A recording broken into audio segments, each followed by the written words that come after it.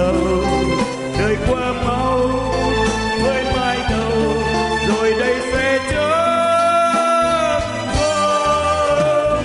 Ôi vạch thì vai và tay nắm tay, rồi đời tôi vắng thành lẻ loi kết đôi.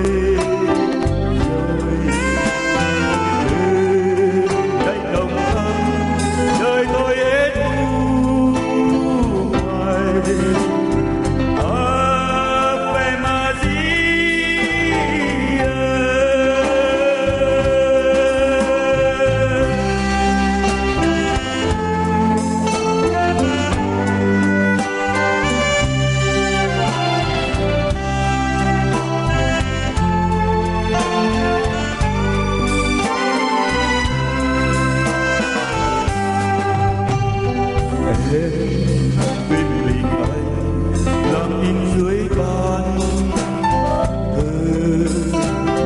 và quanh chúng ta là vui sướng tràn hoa.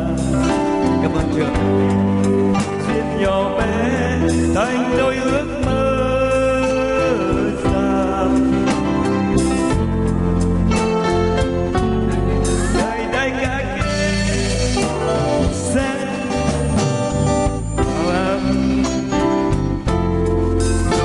suốt con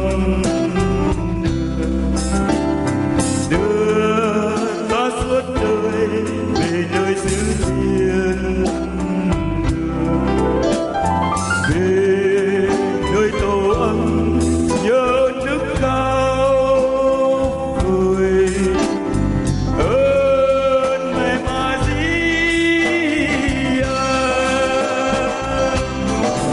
người yêu dấu, người yêu dấu ơi, cùng bên nhau suốt đời. Cảm ơn.